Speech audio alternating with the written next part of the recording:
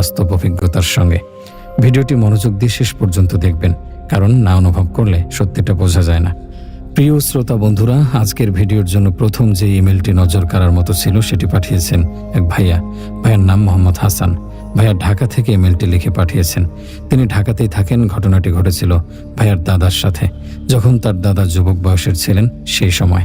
তাহলে চলুন হাসান ভাইয়ার দাদা সম্পর্কে জেনে নেই আর তার দাদার জীবনের সেই লোমহর্ষক ঘটনাও শুনে আসি। ভাইয়া তার ইমেলে লিখেছেন, আসসালামু আলাইকুম ইমরান ভাইয়া, আপনি কেমন আছেন? আশা করি আল্লাহ তাআলার অশেষ রহমতে খুব ভালো আছেন। আমিও ভালো আছি আলহামদুলিল্লাহ। নাম মোহাম্মদ হাসান, আমি ঢাকায় থাকি। গ্রামের বাড়ি পটুয়াখালী। আজ আমি যে ঘটনাটি শেয়ার করতে যাচ্ছি সেটি ঘটেছিল আমার নিজের দাদার সাথে। আমার দাদার নাম মনসুর আলী। গ্রামের লোকেরা তাকে মনসুর মিয়া বলে ডাকত। খুব সাধারণ মানুষ ছিলেন। গ্রামের আর 10-5টা মানুষের মতো আমার দাদাও কম শিক্ষিত এবং সহজ সরল ছিলেন। কম শিক্ষিত বলায় কেউ মনে কষ্ট নেবেন না, কারণ গ্রামে সাধারণত শিক্ষা ব্যবস্থা সে সময় অত ভালো ছিল না। ইমরান ভাইয়া, আমার ইমেলটা সিলেক্ট হলে আমার খুব ভালো লাগবে। অবশ্য আমার দাদা এখন আর জীবিত নেই, আল্লাহ তাকে জান্নাতুল ফেরদাউস দান করুন। আর দাদার সাথে একটি চরম ভৌতিক ঘটনা ঘটে গিয়েছিল। তখন আমার দাদা যুবক বয়সের ছিলেন। ঘটনাটি আমি ছোটবেলায় আমার দাদার কাছ থেকে শুনেছিলাম। স্কুল ছুটিতে প্রায় সময় দাদার বাড়িতেই চলে যেতাম। দাদার কথা খুব মনে পড়ে। যাই হোক ভাই, আমি মূল ঘটনায় চলে যাই। আমার দাদা আমাকে যেভাবে বলেছিলেন ঠিক সেভাবেই বলি। আপনি ঘটনাটি নিজের মতো করে সাজিয়ে গুছিয়ে সবাইকে শোনাবেন আশা করি। বলছেন মোহাম্মদ হাসান ভাইয়া, আমার বাবা একজন কৃষক ছিলেন আর দাদাও কৃষিকাজই করতেন। বাবা প্রচণ্ড পরিশ্রমী একজন মানুষ ছিলেন। সকাল ভোরে পান্তা ভাত খেয়ে খেতে কাজ করতে যেতেন আর সন্ধ্যার দিকে ক্লান্ত শরীর নিয়ে বাড়িতে ফিরতেন।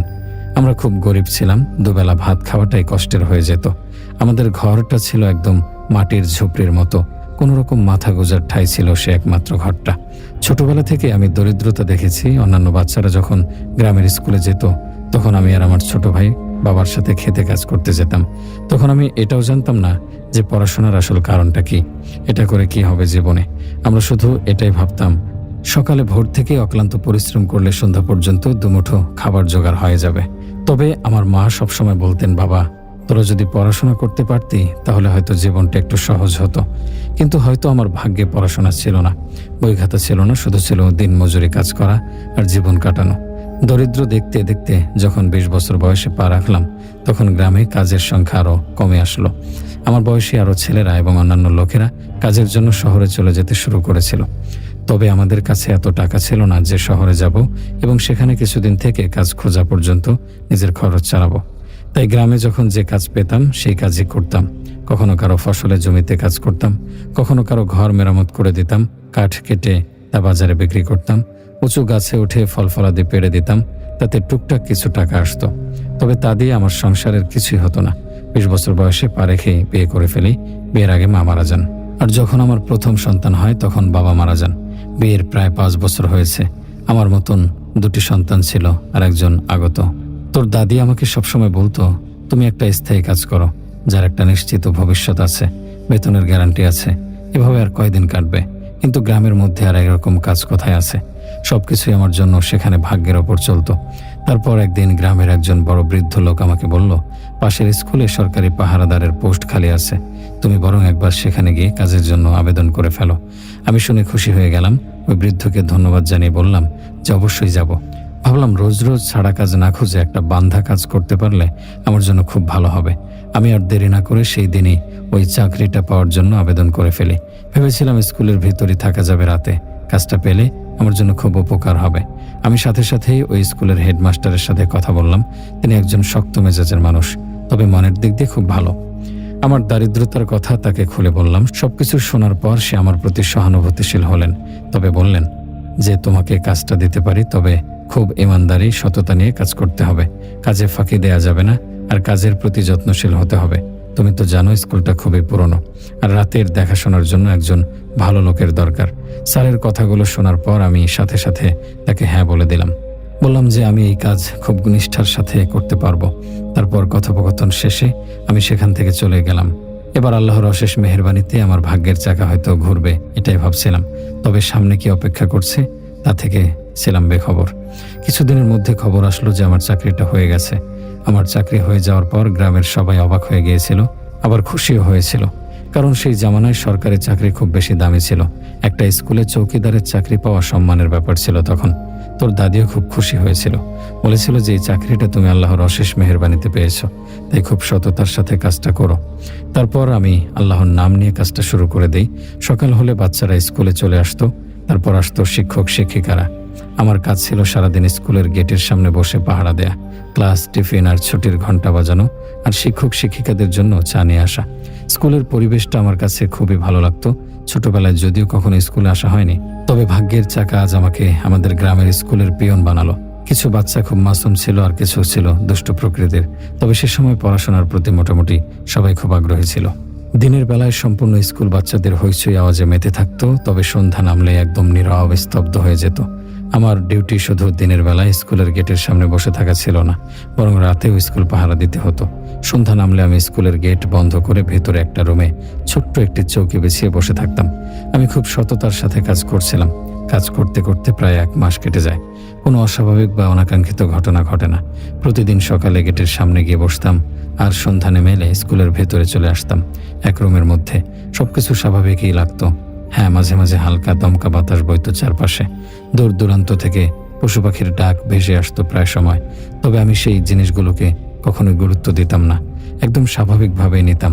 তবে বাড়িতে যাওয়ার তেমন সুযোগ পেতাম না। কিন্তু চাকরি পাওয়ায় সবাই খুশি ছিলাম।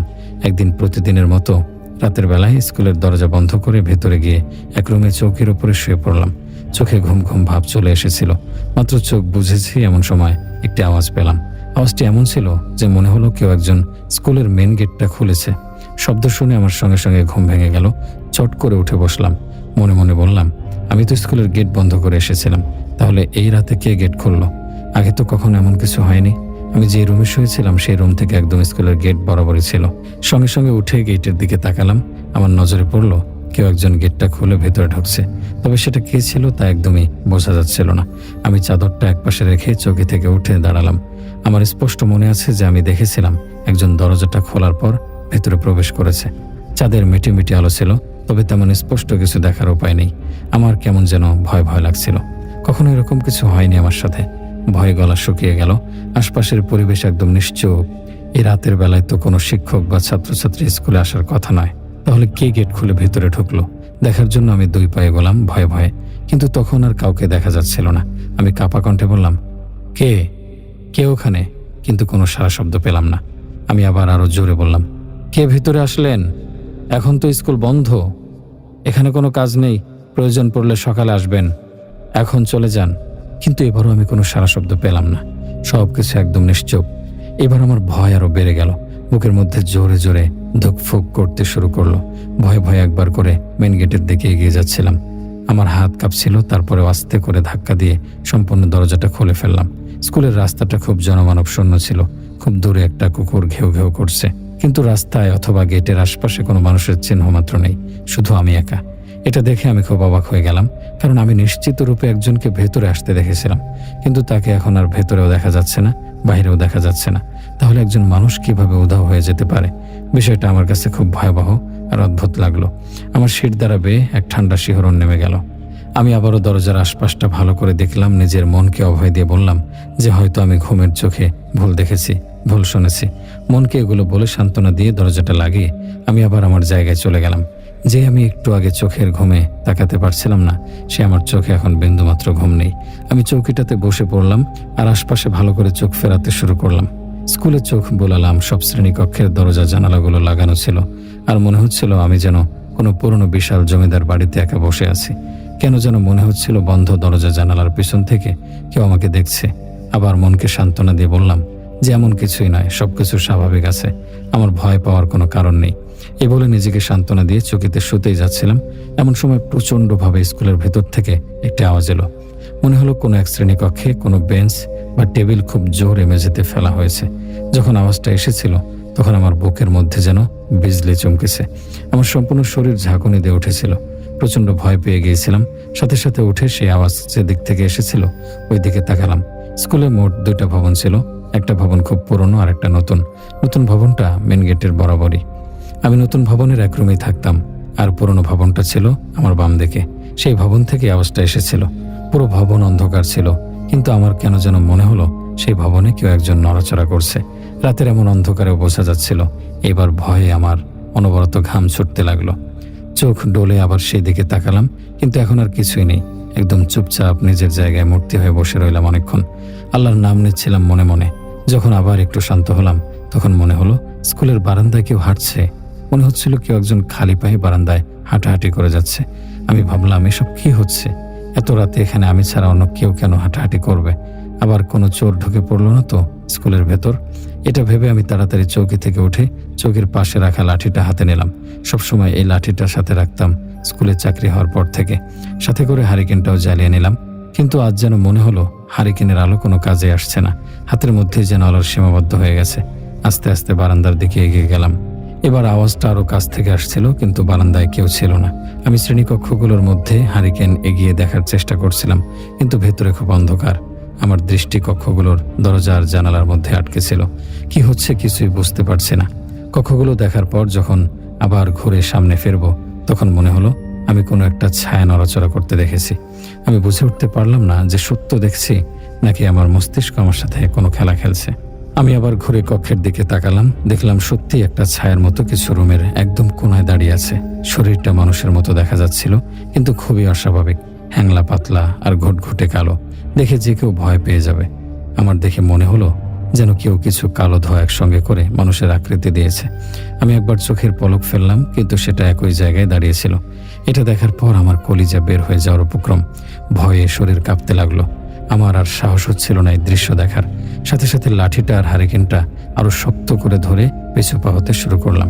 কিন্তু 2 পা পিছানোর পরেই আমার কদম যেন একদম থমকে গেল, কেননা আমার একদম পেছনে কেউ দাঁড়িয়েছিল। আমি দেখলাম শ্রেণীকক্ষের ভিতরে যে বিদঘুটে ছায়াটা দাঁড়িয়েছিল সে এখন আমার একদম পেছনে। কিন্তু এত দ্রুত ওই জিনিস শ্রেণীকক্ষ থেকে আমার চোখ ফাঁকি দিয়ে কিভাবে পেছনে এসে পড়লো, আমার মাথায় কিছুই ধরছিল না। বিস্মিত হয়ে গেছিলাম, আর ভয় তো ক্রমশই বাড়ছিলই। ভয়ে গুটিসুটি হয়ে কাঁপা কণ্ঠে একবার বললাম, কে আপনি? কিন্তু কোনো উত্তর পেলাম না। ভয়ে আমি আবার পেছনের দিকে এক পায়ে গেলাম, কিন্তু এইবার ওই ছায়াটা আমার একটু সামনে এগোলো। আমার হৃৎপিণ্ড যেন তখন গলার মধ্যে এসে পড়েছে এমন অবস্থা। শরীরের সর্বশক্তি একত্র করে খুব জোরে বললাম, চলে যান, আমি স্কুলের দারোয়ান, রাতে এখানে কারো থাকার অনুমতি নেই আমি ছাড়া। নিঃশ্বাস ফলতে শুরু করলো। শরীরের মধ্যে বারবার ঝাঁকুনি অনুভব করছিলাম।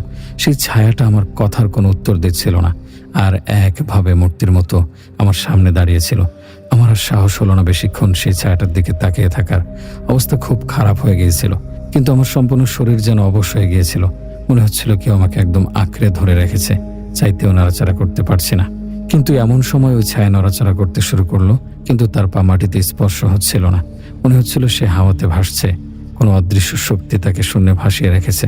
আমি আমার শরীরের সমস্ত শক্তি একত্রিত করে পিছন দিকে দৌড় দিলাম, কিন্তু দৌড় দেওয়ার সাথে সাথে পেছন থেকে এক ভয়ঙ্কর আওয়াজ ভেসে এলো। সে ছায়া বীভৎসভাবে বলল, থামো। এই কণ্ঠ শুনে আমি আরো কেঁপে উঠলাম, কারণ সেটা কোনো মানুষের কণ্ঠ ছিল না, খুব বীভৎস ভয়ঙ্কর কণ্ঠ ছিল। এরকম কণ্ঠস্বর আমি জীবনে আর কোনো দিনও শুনিনি। মনে হয়েছিল যে কোনো কুয়ার মধ্য থেকে আওয়াজটা বের হয়ে এসেছিল। কিন্তু আমি একেবারের জন্য পিছন ফিরে তাকাইনি। যে ঘরে চৌকিতে সবসময় ঘুমাতাম সেই ঘরের দিকে দৌড়ে যাচ্ছিলাম। সে ঘরে পৌঁছানোর পর সঙ্গে সঙ্গে দরজা আটকে দিই, আর ভয়ে দেয়ালের সাথে লেগে বসে পড়ি। নিঃশ্বাস নিতে প্রচণ্ড কষ্ট হচ্ছিল। আমার শরীরের সমস্ত লোম দাঁড়িয়ে গিয়েছিল আর থরথর করে কাঁপছিল। কিছুক্ষণ একদম চুপচাপ বসে রইলাম। অনুভব করলাম চারপাশের পরিবেশ একদম নিশ্চুপ হয়ে গেছে। মনকে বোঝানোর ব্যর্থ চেষ্টা করলাম যেগুলো সব চোখের ভুল ছিল, কিন্তু আমার চোখ যে দৃশ্যগুলো দেখেছে তা মিথ্যা ছিল না। আমার মন কোনোভাবেই মানতে রাজি নয় যে এগুলো আমার চোখের বা মনের ভুল ছিল। যা আমি দেখছিলাম তা কোনোভাবেই স্বাভাবিক কিছু ছিল না। কিছুক্ষণ পর সেই ঘরের দরজায় কেউ ঠক ঠক করে আওয়াজ করলো। দরজার ঠকঠকানি শুনে আমার শরীরের রক্ত জমাট বাঁধতে শুরু করলো। নিজেকে আবার মিথ্যা অভয় দিয়ে বললাম যে হয়তো বাতাসের কারণে এমনটা হয়েছে। কিন্তু আবার দরজায় কেউ ঠক ঠক করে উঠল। তবে এইবার প্রথমবারের চাইতে আরো জোরে ঠকঠকে আওয়াজটা হলো। মনে হলো যেন কেউ প্রচন্ড রাগে দরজায় আওয়াজ দিচ্ছে। আমি হারিকেনটা নিভিয়ে দিয়েছিলাম। অঝরে ঘেমে যাচ্ছি। খুব সাহস করে দরজার নিচে দিয়ে ওকে মারার চেষ্টা করি।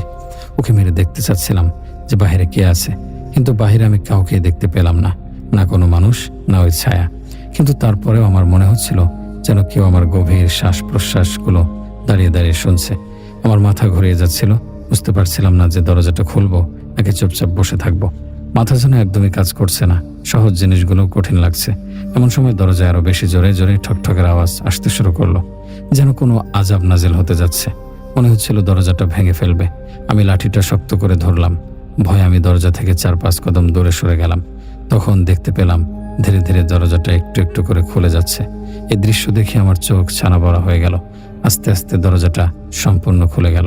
আমার চোখ বাইরে চলে যেতে দেখলাম সেখানে কেউ নেই। এক মুহূর্ত নিজের হাতের দিকে তাকিয়ে আবার সামনে তাকালাম। এবার আমার নিঃশ্বাস যেন বন্ধ হয়ে আসার উপক্রম হলো। আমি দেখলাম সেই অস্বাভাবিক ছায়াটা আমার সামনে দাঁড়িয়ে আছে। আবার ওই ছায়াটা আমার চাইতে মাত্র কয়েক কদম দূরে ছিল। আমার মুখ থেকে চিৎকার বের হতে চাইলো, কিন্তু চিৎকার করতে পারছিলাম না। একটু শব্দও বের হচ্ছিল না মুখ থেকে। সেই জিনিসটা ধীরে ধীরে আমার কাছে আসতে শুরু করলো, খুব কাছে চলে এলো। প্রচণ্ড ভয়ে আমি চোখ বন্ধ করে ফেললাম। চোখ বন্ধ করার পর একটি আওয়াজ এলো, খুব নিস্তেজ আর অদ্ভুত আওয়াজ। যেন মনে হলো কবরের ভেতর থেকে কোনো মৃত মানুষ কথা বলছে যে এই জায়গা আমাদের। এবার আমি প্রচণ্ড ভয়ে চোখের সামনে সবকিছু অন্ধকার দেখতে শুরু করলাম। ওই আওয়াজ শোনার পর যেন আমার কানের পর্দা ফেটে যাবে, মাথা ঘোরাতে শুরু করলো। এক পর্যায়ে আমি জ্ঞান হারিয়ে মেঝেতে পড়ে গেলাম। কতক্ষণ অজ্ঞান হয়ে পড়েছিলাম আমার জানা নেই, তবে আমার মনে হয়েছিল যে কয়েক মিনিট পরে আমার জ্ঞান ফিরে এসেছিল। কারণ আমি চোখ মেলে দেখি এখনও স্কুলের ওই রুমের মেঝেতে পড়ে আছি। আমার সম্পূর্ণ শরীর একদম নিস্তেজ। মনে হচ্ছিল যেন না জানি কতদিন পর্যন্ত আমি ঘুমহীন। আশপাশ নজর ফিরিয়ে দেখলাম সবকিছু আমার চোখে ঝাপসা ঝাপসা দেখা যাচ্ছিল, কিন্তু আশপাশে আর কোথাও ওই ছায়াটা ছিল না। আমার চৌকিটা আমার পাশে ছিল, আর আশপাশের পরিবেশটা আমার কাছে একদম গা ছমছমে লাগছিল। সময়টা এখনো রাত, কিন্তু আশপাশে একটা কুকুর বেড়ালের ডাক পর্যন্ত নেই। হুঁশ ফেরার পর আমার মনে হলো ঘরের মধ্যে যে বাতাস বইছে, সে বাতাসে কোনো এক অজানা অস্তিত্ব ভেসে বেড়াচ্ছে। ঘরটা যেন কেমন ভারী ভারী আর গম্ভীর মনে হচ্ছিল। মনে হলো যেন সম্পূর্ণ স্কুল এক অদ্ভুত ঘুমে গভীরভাবে আচ্ছাদিত। তবে সেই ঘুম কোনো অসাধারণ ঘুম নয়, বরং ঐতিহাসিক ঘুম। আমি নিজেকে কিছুটা সামলে নিলাম, তারপর সমস্ত শরীরে হাত বুলিয়ে দেখলাম কোথাও কোনো জখম হয়েছে কিনা। কিন্তু আল্লাহর অশেষ রহমতে কোনো জখম হয়নি। সম্পূর্ণ শরীর ঠিকঠাক ছিল, শুধুমাত্র আমার হৃদস্পন্দন ছাড়া এখনো বুক ধরফর করছিল। এমন সময় হঠাৎ করে সেই রুমের জানালায় একটি ঝাঁকুনি লাগলো। ভাবলাম হয়তো বাতাসের কারণে জানালায় ঝাঁকুনি লেগেছে, কিন্তু আশপাশে কোনো বাতাস ছিল না। আমি অনেক সাহস একত্রে করে সেই জানালার কাছে গেলাম। জানালার কপাটে হাত রাখলাম, ভাবলাম উকি মেরে বাহিরটা একবার দেখব। কিন্তু এমন সময় জানালা খুব প্রচণ্ডভাবে একটি বাড়ি খেয়ে খুলে গেল। আরেকটি বরফের মতো শীতল দমকা বাতাস সে কক্ষের ভিতরে ঢুকে গেল। আর তাড়াতাড়ি হারিকেনটা জ্বালালাম। হারিকেনের খুব আফসা আলোতে দেখলাম ঘরের ভিতরে কারো পায়ের ছাপ। তবে ছাপগুলো মানুষের মনে হচ্ছিল না, আমার কোনো পশু পাখিরও মনে হচ্ছিল না। ওই ধরনের পায়ের ছাপ আমি এর আগে কখনো দেখিনি। আমার নিঃশ্বাস যেন ভেতরে আটকে গিয়েছে। দেখলাম আমার চৌকির কাছ থেকে সেই সবগুলো শুরু হয়েছে। এর মানে যখন আমি জ্ঞান হারিয়ে পড়েছিলাম তখন কেউ হয়তো আমার এই ঘরে এসেছে। আরো বেশি ভয়ঙ্কর কথা হলো, সেই ছাপগুলো আমার চটির কাছ থেকে শুরু হয়ে একদম ঘরের দেয়ালে চলে গেছে। অর্থাৎ আমার ঘরের ছাদ যাকে বলি। এত ভয়ঙ্কর জিনিসগুলো আর নিতে পারছিলাম না। হঠাৎ করে হারিকেনের আলোটা নেমে গেল। তাড়াতাড়ি অন্ধকারে অন্ধের মতো হাতাহাতি করে লাঠিটা হাতে নিলাম। ভাবলাম এইখানে আর এক মুহূর্ত থাকা যাবে না, তাহলে আমার প্রাণের শঙ্কা আছে। তাই আমি কোনো রকম হারিকেনটা আর লাঠিটা হাতে নিয়ে শ্রেণীকক্ষ থেকে বাইরে বেরিয়ে আসলাম। বাইরে খুব অন্ধকার ছিল। আমি হারিকেনটা জ্বালানোর ব্যর্থ চেষ্টা করলাম, কিন্তু অবাক করা কাণ্ড, হারিকেনের তেল একদম শেষ। অর্থাৎ কোনোভাবেই আর হারিকেন জ্বালানো সম্ভব নয়। হঠাৎ এমন সময় মনে হলো স্কুলের সামনে ফাঁকা জায়গা থেকে একটি আওয়াজ আসছে। মনে হচ্ছে যেন কেউ লম্বা একটি কাপড় মাটিতে হেঁচড়ে নিয়ে যাচ্ছে। আওয়াজটা যখন আরো স্পষ্ট হচ্ছিল তখন মনে হলো ওটা স্কুলের পুরনো ভবনের দিক থেকে আসছে, যেখানে সাধারণত কেউ যায় না, না কোনো শিক্ষক শিক্ষিকা আর না কোনো ছাত্রছাত্রী। সেটা পরিত্যক্ত বললেই চলে। ভাবলাম তো কোনো চোর এসেছে, কিন্তু আমার মন ভালো করে জানে এটা কোনো চোর বা মানুষ নয়, ভয়ঙ্কর কোনো এক শক্তি। আমি একদম স্কুলের মাঝে ছিলাম, আর আমার চারপাশে শুধু অন্ধকার। এই অন্ধকারের মধ্য থেকে আবার কারো পায়ে হাঁটার আওয়াজ আসতে শুরু করলো, কিন্তু সেই আওয়াজ আমার ছিল না, বরং অন্য কারো। ভয়ে আবার আমার গলা শুকিয়ে এলো। কাঁপতে কাঁপতে পেছনের দিকে তাকালাম, কিন্তু কেউ নেই। কিন্তু আওয়াজটা এত কাছ থেকে আসছিল যেন যা কিছুই হাঁটুক না কেন সে জিনিসটা আমার খুব কাছে আছে। সে আমার আশপাশ দিয়ে ঘুরছে, আমাকে দেখছে, কিন্তু আমি তাকে দেখছি না। হয়তো যখন সে চায় শুধু তখনই দেখতে পাই। আমার নিঃশ্বাস বন্ধ হয়ে আসছিল। আমি একদম মূর্তির মতো দাঁড়িয়ে পড়লাম। ভাবলাম সেই জিনিসটা আমাকে দেখে ফেলবে যদি আমি নড়াচড়া করি, কিন্তু এটা হয়তো আমার ভুল ধারণা ছিল। এই জিনিসটা সবসময় আমাকে দেখছে। হঠাৎ করে স্কুলের একটি কক্ষের দরজা ধাম লেগে যাওয়ার শব্দ পেলাম। না চাইতো মাথা সেই দিকে ঘুরে গেল।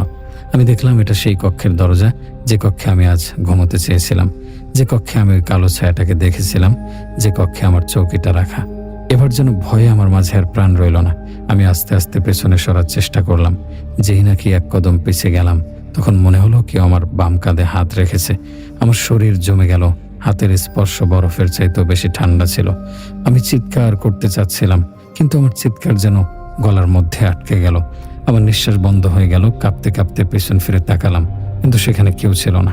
আমার নিঃশ্বাসগুলো যেন পাগল হয়ে গেল। শরীর দিয়ে দরদর করে ঘাম ঝরছে, আবার শির দ্বারা বেয়ে ঠান্ডা স্রোত নেমে যাচ্ছে। এমন সময় ভয়কে আরো বাড়িয়ে মনে হলো আমার পায়ের কাছে কিছু প্রচণ্ড জোরে ভেঙে যাওয়ার আওয়াজ এলো। নিচে তাকিয়ে দেখলাম আমার পায়ের সামনে অনেকগুলো কাচের টুকরো পড়ে আছে, আর সেই কাচের টুকরোগুলো ছিল আমারই হারিকেনের। আমি অবাক হয়ে গেলাম, কারণ হারিকেনটা তো আমি ওই কক্ষের ভেতরে রেখে এসেছিলাম। তাহলে সেটা এখানে আসলোই বা কিভাবে, আর ভাঙলোই বা কিভাবে? কাঁপতে কাঁপতে আমি পুরনো ভবনের দিকে চোখ ফেরালাম, কিন্তু সেখানে কিছুই ছিল না। ভয় এত পাচ্ছিলাম যে মুখে কোনো দোয়া দরদ অথবা অন্য কিছু উচ্চারণ করতে পারছি না। আমার চোখের সামনে যা ঘটছিল তা দেখে হজম করা অসম্ভব। আমি ভাবলাম নিজেকে যে কোনো মূল্যে শান্ত রাখতে হবে, নয়তো আমার আর প্রাণ নিয়ে বাড়ি ফেরা হবে না। আমি নিজেকে সামলে নিয়ে গেটের দিকে যাব, এমন সময় আবার পায়ের হাঁটার আওয়াজ আসতে শুরু করলো। এবার আওয়াজটা আসছিল পুরনো ভবনের দিক থেকে। ভয়ে ভয়ে আমি সেই দিকে তাকালাম। আমার শরীরের মধ্যে শিহরণ বয়ে যাচ্ছিল।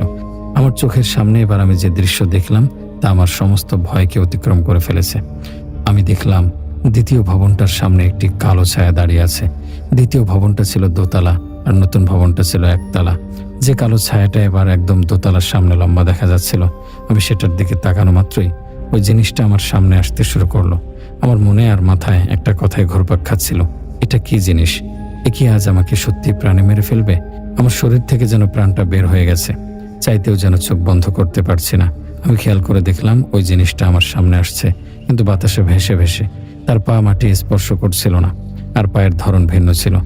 তখন মনে পড়লো আমার পাশে অদ্ভুত সে পায়ের ছাপের কথা। বুঝতে পারলাম এই লম্বা ছায়াটাই তখন আমার কাছে এসেছিল যখন আমি বেহুশ হয়ে পড়েছিলাম। সেই জিনিসটা যখন আমার সামনে আসছিল তখন পায়ে হাঁটার শব্দ হচ্ছিল, তবে তারপর একবারের জন্য মাটি স্পর্শ করছিল না। তার পায়ের পাতা কেমন যেন ছোট ছোট গোল আকৃতি ছিল।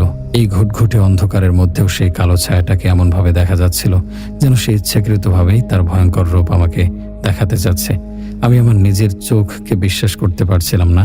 ভাবছি এগুলো আমার চোখের সামনে কি ঘটছে। ভয়ে আমি পিছনের দিকে এগোতে শুরু করলাম। এমন সময় একটি আওয়াজ এলো। তখন মনে হলো আমার কানের পর্দা ফেটে রক্ত বের হয়ে যাবে। সে আমার খুব বিভৎস।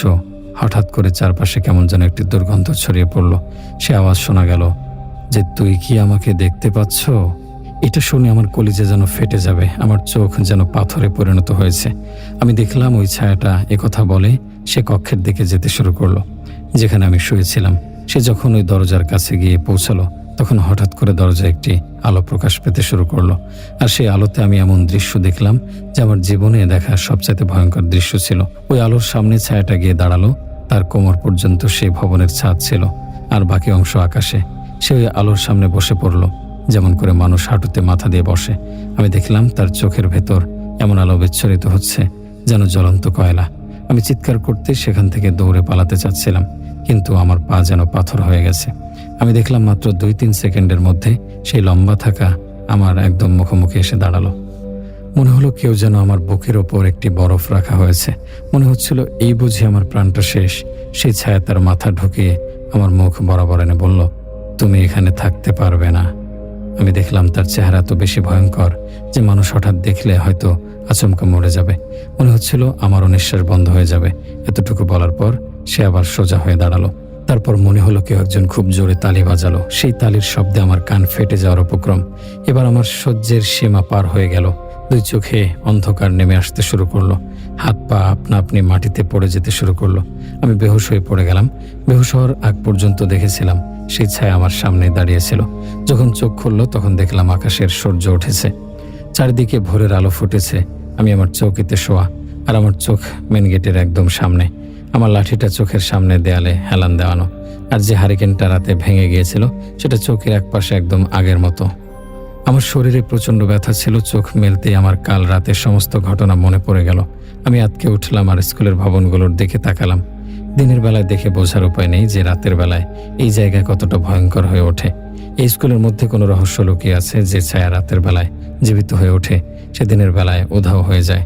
সেই দিন আমি চোখ মেলার পর সাথে সাথে বাড়ির উদ্দেশ্যে রওনা দেই, আর ওই দিনে স্কুলের সেই পিয়নের সরকারি চাকরিটা ছেড়ে দেই। গ্রামের লোকেরা খুব অবাক হয়ে গিয়েছিল। অনেকে আমাকে অনেক প্রশ্ন করেছে, কিন্তু আমি কাউকে জবাব দেইনি।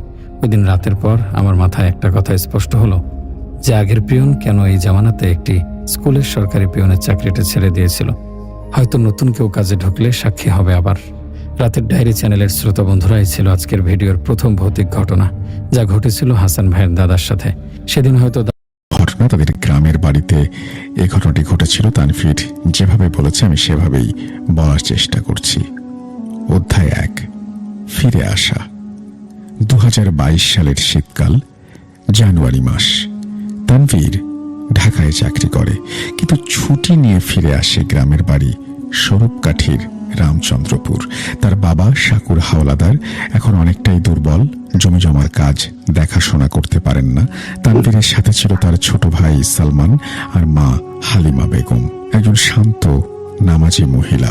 তারা সবাই পুরনো টিনের ঘরে ওঠে, যেটা প্রায় 40 বছর ধরে খালি ছিল।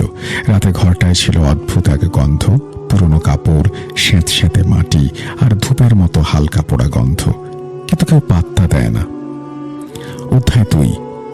তানভীর খেয়াল করে ঘরের মাঝখানে থাকা একটা কাঠের খুঁটিতে কি সব আঁচড়ের দাগ আছে, নিচে কিছু মোমের টুকরো। তার মা বলেন এই খুঁটিটা ওই সময় থেকে আছে যখন তার দাদা মারা যায়।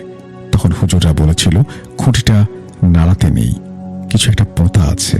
তানভীর হাসে। মা, এখন কোন যুগ চলছে বলতো? এসব কিছু না। সেই রাতেই তানভীর ঘুমায় খুঁটির পাশে।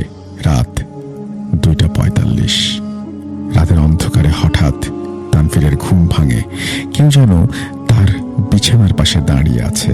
চোখ খুলে দেখে এক চাদর পরা মহিলার মতো ছায়া, যার পা নেই, ভেসে আছে সে। চোখ লাল, একটা গলা কাঁপা কাঁপা কণ্ঠে যেন বলছে, খুঁটিটা তুললে আমি তোকে ছাড়ব না। তানভীর ঘামতে থাকে, কিন্তু শরীর নড়ে না, গলা শুকিয়ে যায়। পরদিন সকালে সে জ্বর নিয়ে ওঠে, মুখে কথা নেই। গ্রামের লোকজন কানাঘুষা করে। এই বাড়িতে আগেও এমন হয়েছিল।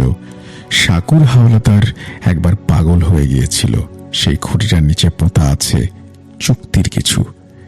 সিদ্দিক চাচা এক সময়ের গুণিন, তিনি বলেন, তোমার দাদার ছোট ভাই সালাউদ্দিন সে এক বায়ানি জিন ডেকে শক্তি নিয়েছে। তারাই ছিল এই বাড়ির রক্ষক। সে মারা যাওয়ার আগে জিনটাকে ওই খুঁটির নিচে বন্ধ করে রাখে।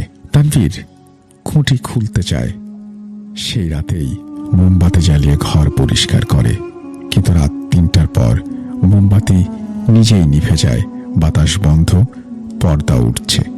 সালমান, তানভীরের ভাই, দেখে যে ঘরের মাঝখানে কে যেন বসে আছে, কাঁদছে আর নিজের মাথায় আঘাত করছে। একটা গলা ভেসে আসে, আমি ওর কাছ থেকে প্রতিশ্রুতি পেয়েছিলাম, এখন তোমার পালা। তানভীর পরদিন সকালে ঢাকার কোনো এক মানসিক হাসপাতালে ভর্তি হয়, কারণ সে নিজের মুখে বলে, আমার মাথায় একটা মহিলা কথা বলে, খুঁটির নিচে কিছু আছে। হালিমা বেগম মা সাহায্যের জন্য নিয়ে যান ইমাম সাহেব হাফিজ আনোয়ারকে। তিনি এসে ঘর পরিষ্কার করেন, খুঁটির নিচে খোঁড়েন আর বের করে আনেন ছোট্ট কাপড় মোড়ানো বাক্স। তার ভেতর এক টুকরো চামড়া, যেখানে লাল কালিতে লেখা, আমার নাম জানলে তুই আমার। আমি বায়ান, আমি রক্ষক, আমি প্রতিশোধ। ইমাম সাহেব বলেন, এটা আর 2 দিন থাকলে ঘরের কেউ মারা যেত। বায়ান এখন জেগে গেছে। তানভীর সুস্থ হওয়ার আগেই সালমান নিখোঁজ হয়। সে রাতে তার ঘর ভেতর থেকে বন্ধ করা ছিল। ভেতরে শুধু এক ফালি নখ আর দেয়ালে লেখা, খুঁটির নিচে আবার রাখো। শেষ ব্যবস্থা। ইমাম সাহেব, গ্রামের 2জন হুজুর আর একজন পীর মিলে আয়োজন করেন চুক্তি ছিন্নের। ঘরে কেউ ঢুকতে পারে না, শুধু ধোঁয়া আর কাঠ ফাটানো আওয়াজ। রাত 3:10 এক নারী কণ্ঠ তীব্র চিৎকার করে ওঠে, আমার কথা রক্ষা হয়নি, আমি আবার আসব যখন খুঁটির ওপর ফাটল ধরবে। পরিশিষ্ট। এখনো ঘর আছে। এই 2025 সালেও রামচন্দ্রপুরের সেই বাড়ি আছে। লোকজন বলে যেদিন খুঁটির ওপর ফাটল ধরবে বায়ান আবার ফিরে আসবে। যদি ঘটনাটি ভালো লাগে তাহলে অবশ্যই শ্রোতাদের সাথে শেয়ার করবেন। আজকের জন্য এখানেই শেষ করছি। এই বলে তিনি তার ঘটনা শেষ করেছেন। আশা করছি এই ঘটনাটি আপনাদের ভালো লেগেছে। যদি ভালো লাগে অবশ্যই আমাদেরকে জানাবেন।